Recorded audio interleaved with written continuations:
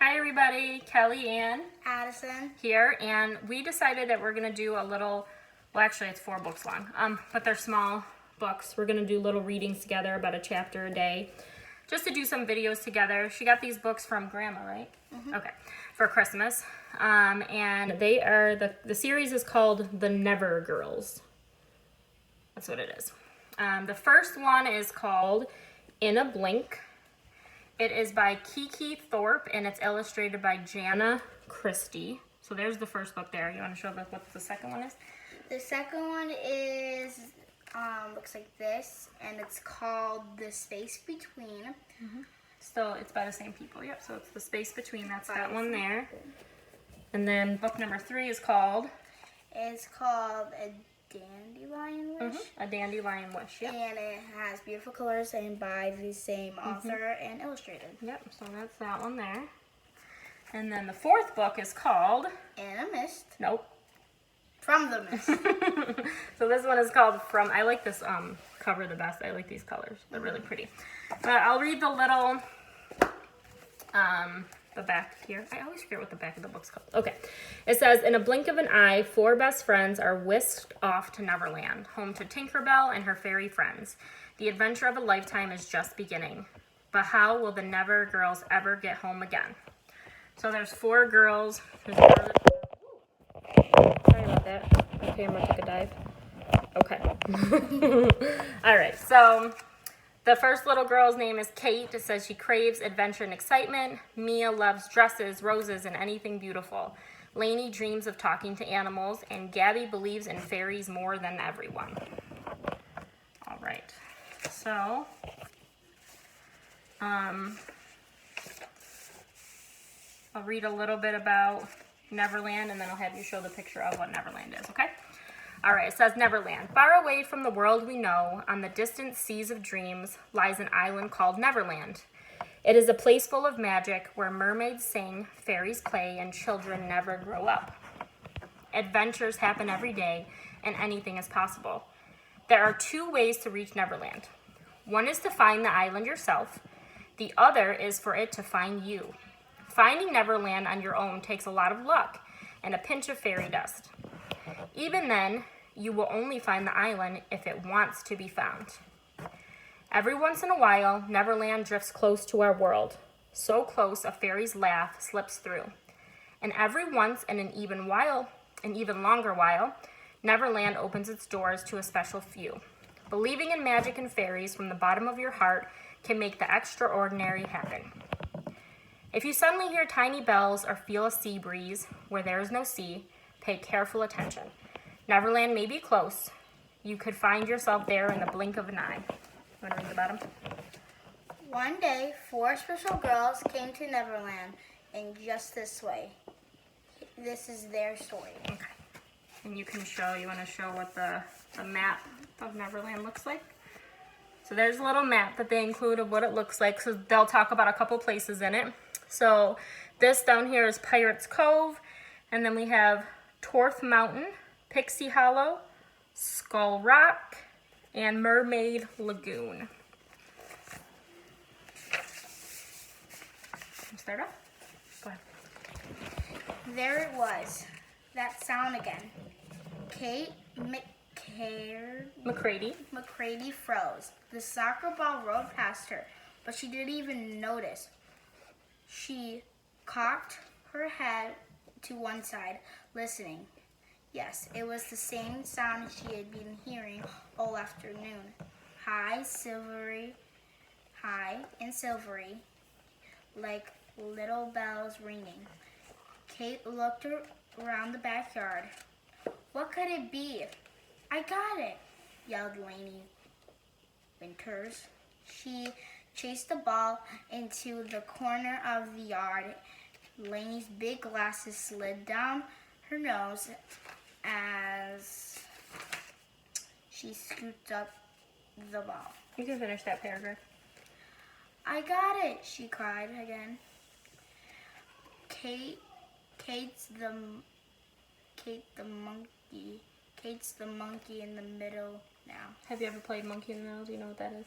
So what it is So like you would stand here, someone stands on the other side, and a person stands in the middle. They try to throw the ball over the person in the middle, and the person in the middle tries to grab the ball. So that's why she was saying she got it. So if you threw the ball and I caught it in the middle, you go in the middle. So that's something you guys can try to play outside. Okay. Across the lawn, Kate's best friend, Mia Vasquez, put her hands on her hips. "What's the matter, Kate?" she asked. It wasn't like Kate to miss such an easy pass. "Do you hear that sound?" Kate asked. "What sound?" Mia replied. "What's going on?" Hold on a second. I think that our camera's getting a little weird right now. 1 minute.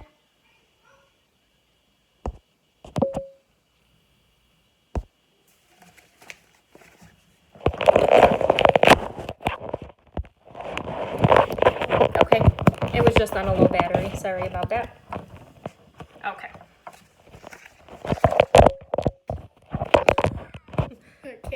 Our camera keeps falling down. Okay, that's okay. We got it. You want to hold the book for me so I can make sure that that doesn't fall? Okay. All right. "What sound?" Mia replied. "What's going on?" called Lainey, feeling left out. "Aren't we playing?" Kate listened again. She couldn't hear the bells anymore. She felt excited, although she didn't know why. "It was nothing, I guess," she said, turning back to the game. "You're in the middle now," Mia reminded her. Kate shrugged. She was good at soccer. She was good at most things that involved running, jumping, skipping, or catching. She was never in the middle for very long. "Okay, Lainey, you come take my spot," she called. "Lainey, Lainey." Lainey didn't hear her. She was staring up at the sky. A flock of flamingos were passing overhead. "Flamingos?" thought Lainey. That can't be right. Lainey's third grade science book had a picture of flamingos in it. Flamingos live in warm, sunny places. They live near oceans and lakes. They don't live in cities like Lainey's.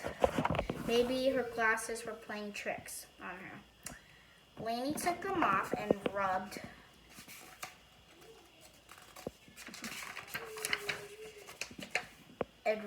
them on her shirt. When she put them back on, the flamingos were gone. Yeah, hold right there for me. All right. So there's sure. Actually, we're gonna reset this. We'll be right back.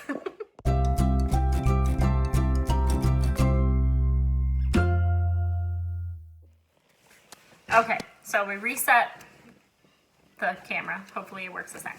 Okay, so there's a little picture that they have there of her seeing the flamingos flying overhead. All right.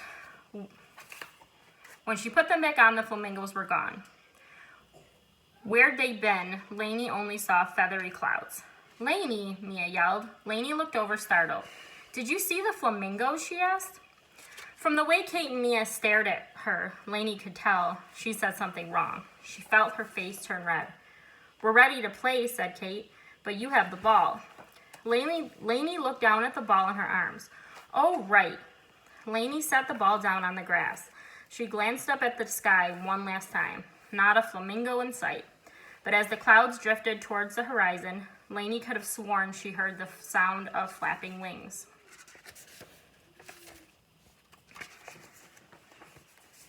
Across the lawn, Mia was growing impatient. Why were all of her friends acting so funny today? All Mia wanted to do was finish their game. At last, to Mia's relief, Lainey kicked the ball. Good, Mia thought. No more interruptions. But just then, the back door of Mina's house slammed open. A small girl in a pink tutu burst outside.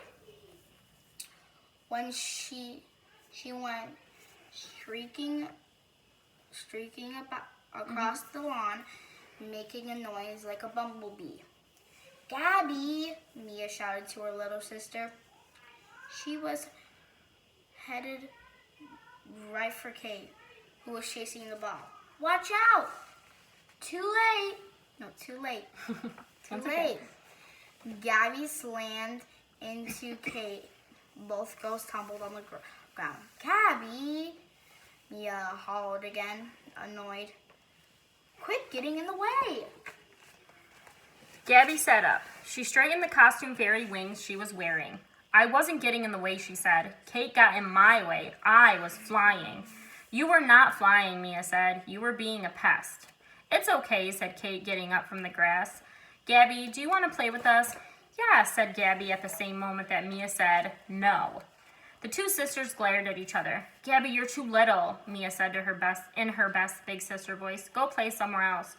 Gabby stuck her tongue out at Mia, then she stomped off towards the flower bed. Gabby liked to play among the flowers, even though she wasn't supposed to. Gabby, you leave Mommy's flowers alone, Mia said. Abby ignored her. She crouched down and Examined something in the tulips. Ooh, she exclaimed. A fairy! Mia rolled her eyes. Her little sister had a big imagination, but at least she wasn't bugging them anymore. Mia turned back to the game. At that moment, the wind picked up. Mia caught a smell of seawater. That's odd, she thought. She looked around. She looked around. Something about the way the breeze was blowing made the scrawny trees in her yard sound like rustling palms. Mia had the funny feeling that if she peeked through the fence, she would see ocean. She'd see the ocean right next door. Of course, she knew that was crazy. The ocean was hundreds of miles away. The wind sent the soccer ball sailing into the corner of the yard. It bent the flowers on their stems and whipped the girl's hair. Above it, Mia could hear a noise like waves crashing on the beach. The other girls heard it too. Something strange was happening. They stepped closer together and reached for each other's hand. Gabby, Mia cried, suddenly afraid. Gabby, come here. When the fairy appeared in the garden, Gabby was not surprised. She often pretended to talk to fairies. Sometimes she pretended she was a fairy. Fairies were so much a part of Gabby's world that it seemed perfectly natural to see one sitting among her mother's tulips.